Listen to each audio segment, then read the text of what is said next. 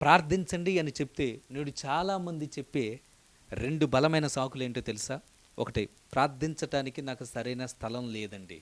రెండవది, ప్రార్థించటానికి నాకు సమయం దొరకట్లేదండి. చాలామంది వ్యక్తుల్ని అడిగాను, బ్రదర్ మీరు ఎంత సమయం ప్రార్థన చేస్తారు? బ్రదర్ మీరు ఎన్ని గంటలు ప్రతిరోజు ప్రార్థనలో గడుపుతారని నేను చాలామంది వ్యక్తుల్ని అడిగా. చాలామంది సేవకులను కూడా అడిగాను. వాళ్ళు నాకు చెప్పిన సమాధానం నన్ను అత్యధిక ఆశ్చర్యానికి గురి చేసిందండి. ఆహాహా! ప్రార్థన ఎక్కడ బ్రదర్? ప్రార్థన చేయటానికి నాకు ఎప్పుడు ఖాళీగా ఉంటుంది? ప్రార్థన చేయటానికి నాకు ఎప్పుడు తీరిక ఉంటుంది? ప్రార్థన చేయటానికి నాకు సమయమే దొరకట్లేదు. ప్రార్థన చేద్దాము అని చెప్పేసి అనుకునే సమయానికి ఏదో ఒక పని వచ్చి మీద పడుతూ ఉన్నది. సరే అన్నిటిని ముగించుకొని ప్రార్థనలో కూర్చుంటే ఎవరో ఒకళ్ళు ఫోన్ చేస్తూ ఉన్నారు, ఎవరో వచ్చి నన్ను డిస్టర్బ్ చేస్తూ ఉన్నారు, ఏదో ఒక ఫోన్ కాల్ వస్తూ ఉంది, అది తీసి మాట్లాడి బయటకు వెళ్ళాల్సిన పరిస్థితి వస్తూ ఉంది, ఎవరో ఒకళ్ళు వచ్చి నా ప్రార్థనా జీవితాన్ని పాడు చేస్తూ ఉన్నారు అని చెప్పే వ్యక్తులు ఎంతోమంది ఉన్నారు.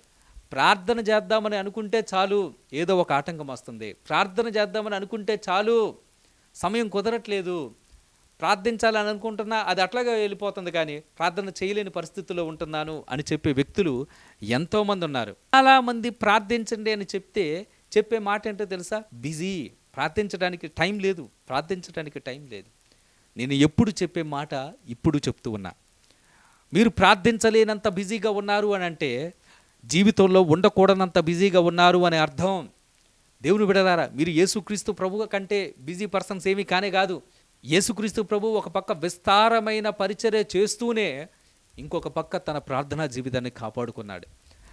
విస్తారమైన పరిచర్యను కొనసాగించాడు, అదేవిధంగా ప్రార్థనా జీవితాన్ని కూడా ఆయన కొనసాగించాడు.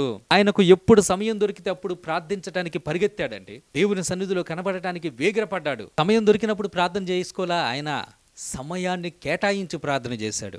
ప్రియమైన దేవుని పిల్లలారా, మనమందరం ప్రార్థించటానికి ప్రత్యేకమైన సమయాన్ని కేటాయించుకోవాలి. మన పనులన్నిటికంటే కూడా మన జీవితంలో ప్రార్థనే ఘనమైనదని మన ప్రార్థనా జీవితం ద్వారా ఈ లోకానికి మనం చూపించాలి.